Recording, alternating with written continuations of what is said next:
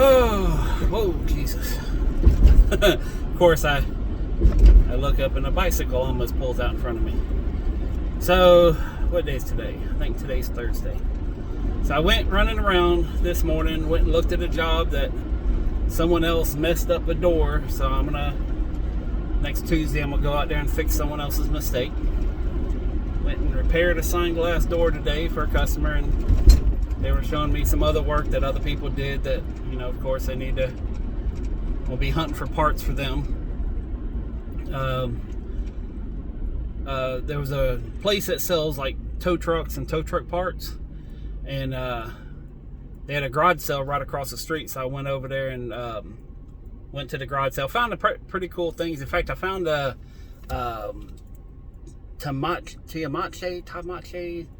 Tamichi's. It's a little back in I think the early 90s. They had the little the pets that you can grow in an egg. It's like a little keychain, a little electronic pet, and you got to feed them and water them and give them attention and everything. I mean, it was a big thing back in school. And I found one of them brand new in the box. And but I bought a whole box full of stuff for $25.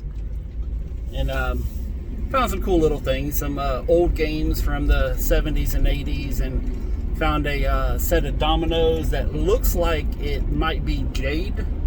I don't think it is, but it might be jade. So I'm kind of curious to see if it is or not. If it is, holy crap, but it may be like a Bakelite plastic or something else too. I'm not 100% sure, but I'm gonna get that checked out.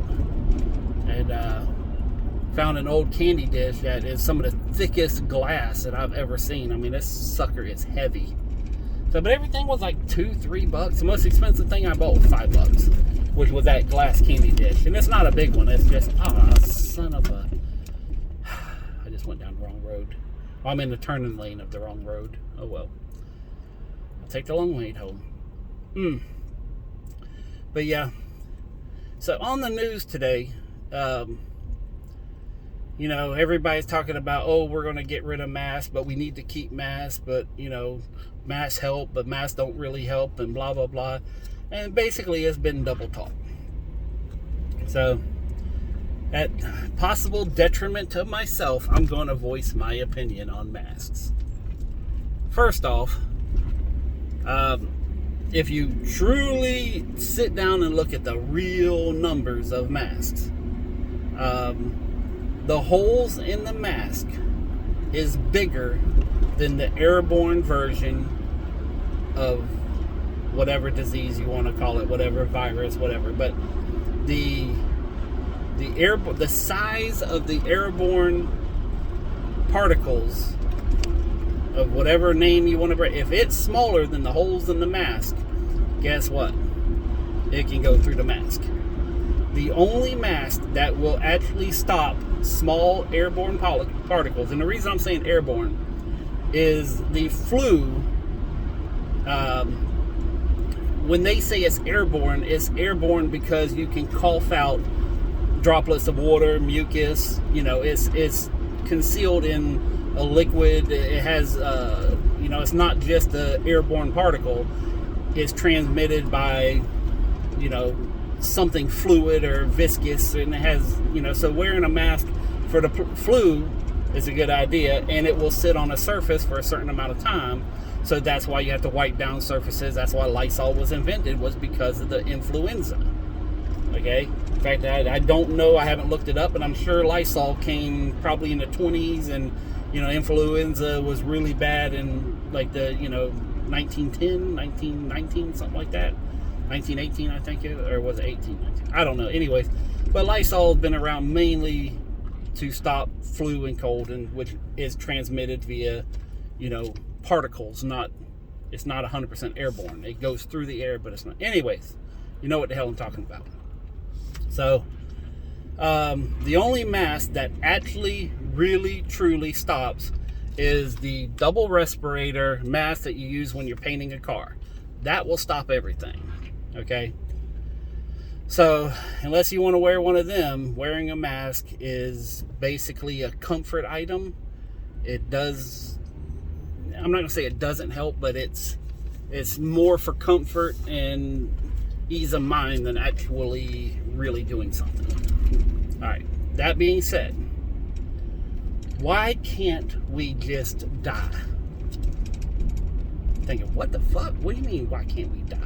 Seriously, why can't we die? Okay, we praise our men and women who joined the police force for the simple fact that they're willing to lay their life on the line to protect law and order, right? Yes? Okay. We praise our men and women of the U.S. military because they're willing to die to protect our rights and our freedoms of this country. I mean, we put them on pedestals, we celebrate them, we give them discounts, we do all this stuff to make their life easier because they're willing to die to save us, okay? Now, the civilian population, okay, us driving around, having jobs, living a 9-to-5, whatever, all right? Why can't we be allowed to die for our beliefs as long as it doesn't negatively affect anybody? And I know most people say, well, if you go outside and you're not wearing a mask, you can infect everybody. I say, nay. What if the people who are scared to be infected keep your ass inside the house? Okay? Like, I am 100% willing to risk my life to live my life. Okay? If you live in fear and you want to stop working and stay at home and stay in your bubble and walk around with the hazmat suit, I have no problem with that. Live your life. Have fun with it. But do not make me have to subjugate myself because you are in fear or you are scared or you have a condition. If you have a condition, you make the arrangements around you. Okay? Now, if you say, okay, you don't want someone like me come to your house, that's fine too. But don't, try to find someone who is willing to do that to come over your house. You know what I'm saying? For working or whatever reason, But I guess my biggest argument with a lot of the stuff that's going on is that they're condemning the people that are willing to take risks to enjoy their life, to go outside, to work, to make a life for themselves. I mean, there's people that will risk their credit history, that will risk their future to create a business. They hire some of the best and worst people out there, to get the job done. I mean, there's people that take risks every day. So why can't we risk walking around on our own? If a business, not a government or an entity, if a business says, you know what, we want people to wear masks inside our business, that's fine. I don't have a problem with that. But understand, if there's another business that says, hey, come on in, you take the risk, okay, we'll do what we can, but you take the risk, but we are not going to say you have to. Well, now you have two different businesses, maybe selling the same thing, same price, and you're going to have two different customers, one going into one going into the other. See, that's what I'm about. I'm about let people make their own decisions. If they live greatly from it, fine. If they die greatly from it, fine. I don't know. Like I said, I've been saying on this channel many, many times, okay, I believe in absolute freedom. Not freedom with conditions, freedom with rules, or freedom with subjugation. I believe in absolute freedom. Do whatever you want to do as long as it doesn't affect someone else negatively. Okay? That being said, if you want to walk around naked all day long, that's fine. Okay? Start a community, get it done where like-minded people can go and join. Okay? But I'm not talking about walk around nude in front of women, children, men, whatever. That's not what I'm talking about. I'm talking about live your best life. And I don't know why I keep using nakedness as an example, but it's one of the most extreme examples I could think of. If you want to, okay, there's certain people that They like to dress up in bear costumes and live a life in a bear costume, and growl at people, or cat costumes and meow.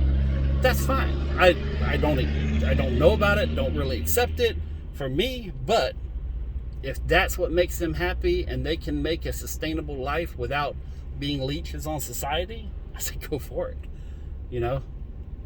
If that's what it takes for you to be happy. And a little sidebar right now. How great is America? The fact that we can have people like that living and survive.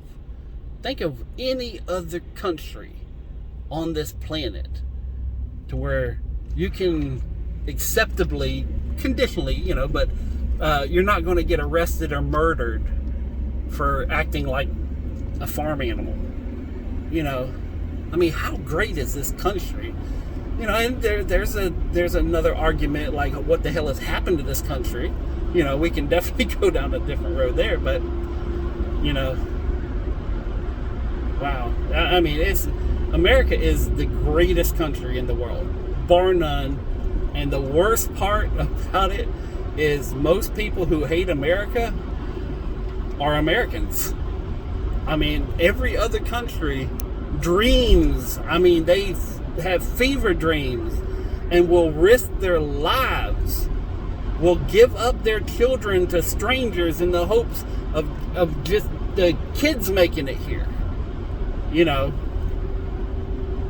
And then there's a fraction of us,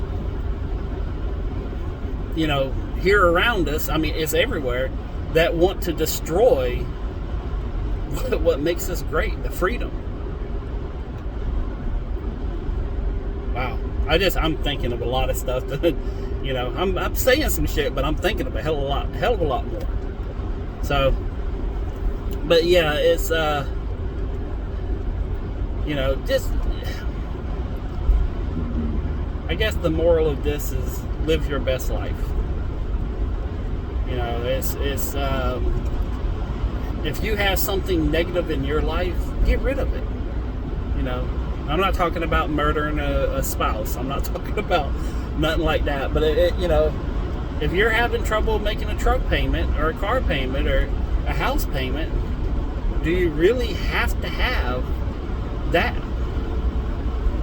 Get out from. That's one of the things that I did, and I can tell you, I am a hell of a lot happier than I was a year ago. I'm saving roughly $5,000 a month from 1 year ago.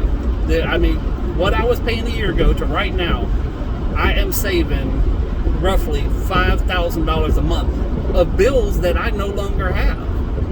Now, am I driving a nice brand new truck? Hell no.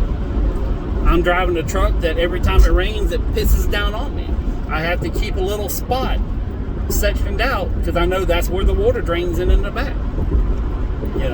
I got,